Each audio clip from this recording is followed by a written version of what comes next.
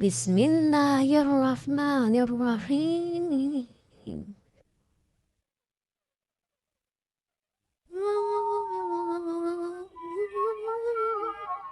बनी इसराइल में एक बदकार औरत थी जो बहुत बद किरदार थी।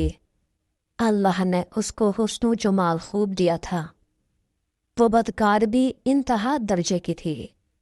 पूरी बस्ती के साथ उसके ताल्लुकात थे। वो इतनी मालदार हो गई कि उसने अपने लिए बड़ा महल बनाया और एक तख्त बनवाया। वो बन समर कर मलका की तरह तख्त पर बैठती और उसके साथ गलत ताल्लुक रखने वाले पूरे शहर के इमरात है। उसकी जिंदगी ऐसी ही गुजर रही थी। एक मर्तबा क्या हुआ कि वो अपने घर का दरवाजा खोलकर तख्त पर बैठी थी। करीब किसी और बस्ती का नौजवान था जो बड़ा नेक था, इबादत गुजार था।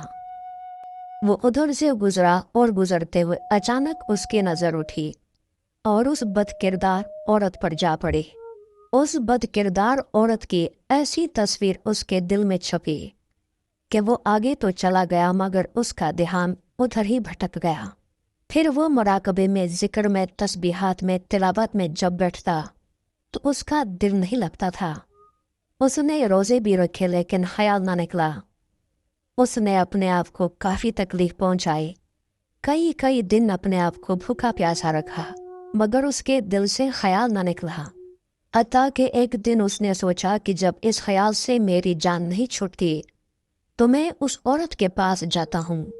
चुनांचे उसके पास जो थोड़ा बहुत सामान था वो उसने बेचा और उसने इतने सारे पैसे तैयार किए जितने से वो बदकिरदार औरत उसे अपने पास आने की इजाजत देती थी।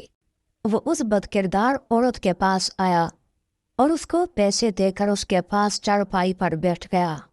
बातचीत करने लगा। अचानक बातचीत के दौरान उसके दिल में ख्याल आया कि मैंने नेकूकारी के इतने साल गुजारे हैं, आज मेरे अल्लाह मुझे इस बदकिरदार औरत के साथ बैठे हुए देख रहे होंगे। बस ये ख्याल दिल में आया तो अल्लाह का दर्द दिल पर गालिब आ गया। उस नौजवान ने कांपना शुरू कर दिया।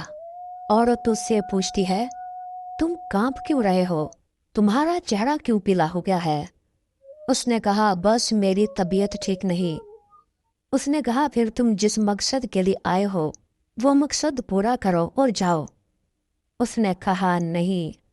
वो बड़ी हैरान हो गई कि आज तक मैंने अपनी जिंदगी में कोई ऐसा मर्द नहीं देखा जो मेरे करीब इस तरह चारपाई पर आकर बैठे और फिर बुराई किए बगैर यहाँ से वापस चला जाए।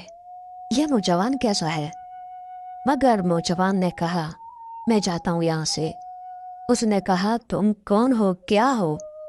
उसने बताया कि मैं इस नाम का बनता हूँ और फला बस्ती का रहने वाला हूँ।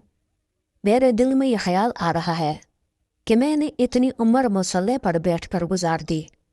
आज मेरा अल्लाह मुझे तेरे साथ बैठे हुए देख रहा है। बस उसके बाद उस नौजवान की आंखों से आंसू आ गए और वो वहां से चल पड़ा। अब वो वहां से चला तो उस औरत को जो उसकी थोड़ी बहुत सोबत हो गई, उसकी बरकत उसको मिल गई।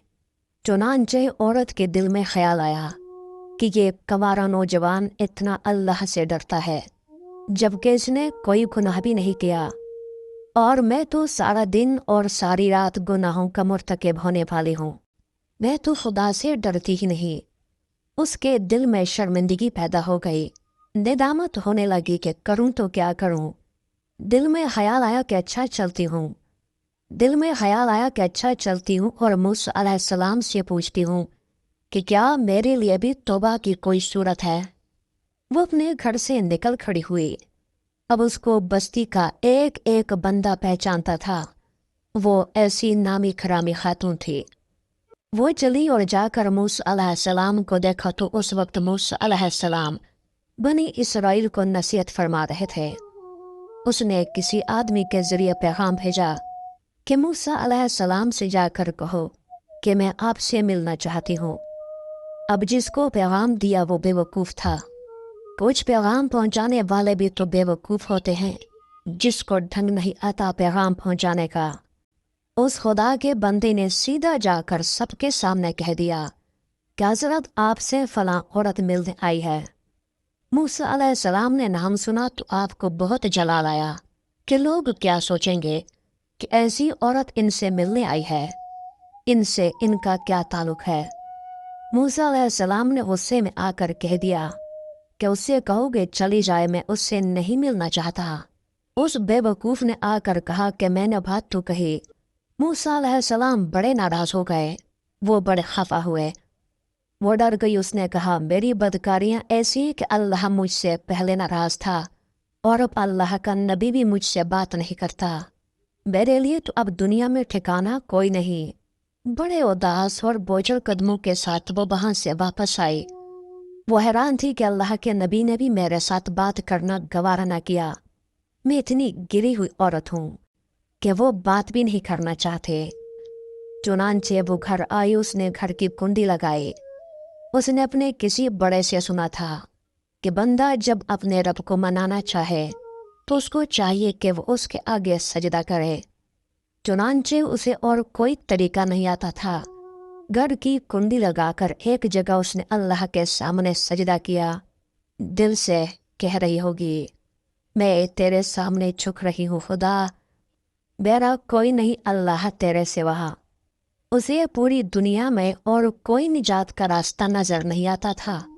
پھر اللہ کی شان دیکھیے، اس نے رات گزاری، اگلے دن اس کے دل میں خیال آیا کہ میں عورت ذات ہوں، اکیلی مکان میں رہتی ہوں، ایک میری خادمہ ہی تو ہے، میں اگر نیت کر بھی جوں تو جتنے لوگوں نے میرے ساتھ بدکاریاں کی ہیں وہ تو مجھے نہیں رہنے دیں گے، تو بہتر ہے کہ میں اس جگہ کو چھوڑ کر چلی جاؤں۔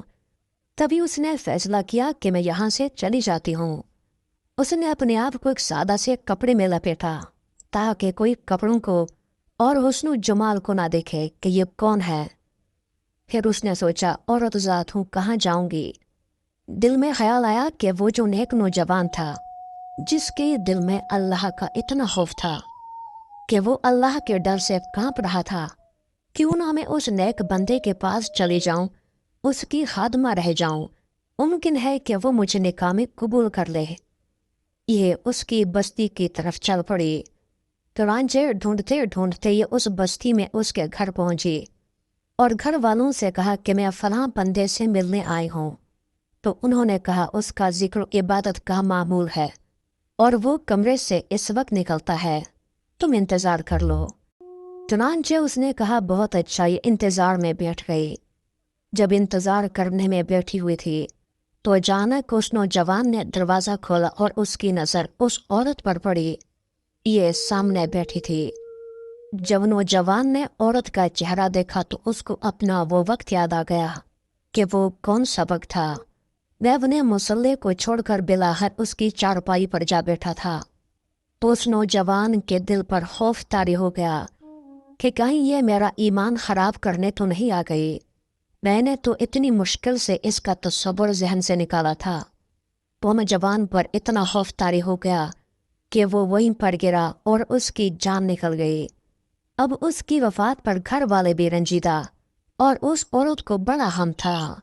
خیر 3 دن کے بعد اس عورت نے اس کے گھر والوں کو بتایا کہ میں تو اس نیت سے آئی تھی۔ انہوں نے کہا اب تو وہ اس دنیا سے چلا گیا، اس کا ایک بھائی ہے، اگر تم مناسب سمجھو تو ہم اس سے پوچھ لیتے ہیں، اگر وہ تمہارے ساتھ نکاح کر لے تو تم اس کے ساتھ نکاح کر لو۔ اس نے کہا ٹھیک ہے۔ جب بھائی سے پتا کیا تو اس نے کہا ٹھیک ہے، اگر پہلے یہ ایسی عورت رہی ہے اور اب توبہ کی نیت کر چکی ہے تو میں اس کو اپنے نکاح میں قبول کر لوں گا، کیونکہ اللہ پاک معاف کرنے والی ذات ہے۔ جب اللہ پاک معاف کر دیتا ہے تو انسان کیا چیز۔ چنانچہ اس عورت کا اس کے بھائی کے ساتھ نکاح ہو گیا اور اس عورت کو اللہ تعالیٰ نے 7 بیٹے عطا فرمائے اور وہ 7 بیٹے بنی اسرائیل کے اولیاء میں سے گزرے۔ ایسی بدکار عورت بھی اگر توبہ کرتی ہے تو اللہ تعالیٰ اسے 7 ولیوں کی ماں بنا دیتے ہیں۔ وہ مولا کتنا کریم ہے۔ وہ کہتا ہے کہ اے میرے بندے، میرے پاس اتنے گناہ لے کر آ، اس زمین سے خلا تک کی ساری جگہ کو پر کر دے۔ میرے پاس اتنے گناہ لے کر آ جتنا دنیا میں درختوں کے پتے ہیں۔ میرے پاس اتنے گناہ لے کر آ جتنے دنیا میں ریت کے ذرے، میرے پاس اتنے گناہ لے کر آ جتنا دنیا میں پانی کے قطرے، مگر صرف ایک بار سچے دل سے توبہ کر لے، مجھ سے معافی مانگ، میں تمہاری ساری خطاؤں کو معاف کر دوں گا، کیونکہ میں معاف کرنے والا ہوں، میں بخشنے والا ہوں۔